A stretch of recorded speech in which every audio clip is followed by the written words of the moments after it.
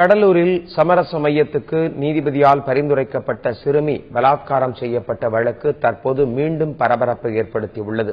கடலூர் மாவட்டம் திட்டக்குடியை அடுத்த கொடிக்களத்தைச் சேர்ந்த மோகன் என்ற இளைஞர் சிறுமியை பலாத்காரம் செய்த வழக்கில் 2014 7 ஆண்டுகள் சிறை தண்டனை விதிக்கப்பட்டது மற்றும் 2 லட்சம் ரூபாய் அபராதம் விதிக்கப்பட்டது.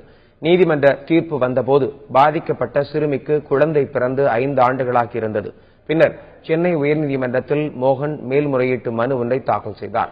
மனுவை விசாரித்த நீதிபதி தேவதாஸ் குழந்தையின் எதிர்காலத்தை கருத்தில் கொண்டு இருவரும் சமரச மையத்தின் மூலம் தீர்வு காண முயற்சிக்குமாறு பரிந்துரைத்தார். இவரது தீர்ப்புக்கு கடும் எதிர்ப்பு எழுந்தது. இது தொடர்பான மற்றொரு வழக்கில் சமரச மையத்திற்கு அனுப்பி வைப்பது தவறு என உச்சநீதிமன்றமும் தீர்ப்பளித்திருந்தது. இதனால் தனது பரிந்துரையை திரும்ப பெற்ற நீதிபதி மோகனுக்கு அளித்த ஜாமீனையும் ரத்து செய்தார். இந்த நிலையில் மீண்டும் ஜாமீனில் வெளியே வந்த அவர் தான் பலாத்காரம் செய்த பெண்ணை பதிவு திருமணம் செய்து கொண்டதாக நீதிமன்றத்தில் தெரிவித்தார். இதனைத் தொடர்ந்து மோகனை விடுதலை செய்து வழக்கை முடித்து வைப்பதாக கடலூர் மகளிர் நீதிமன்ற நீதிபதி உத்தரவிட்டுள்ளார். சர்ச்சையா 27ஆம் தேதி விசாரணை பண்ணாரு. அவளை விசாரணை பண்ணும்போது நான் கல்யாணம் பண்ணிக்கிட்டேன் அப்படின்னு சொல்லிட்டா. சரி போலாமான்ட்டாரு. உள்ளார கூப்பிட்டு அவளை விசாரணை பண்ணாரு சர்ச்சையா. அதுக்கப்புறம் வெளியில வந்துட்டாப்ல.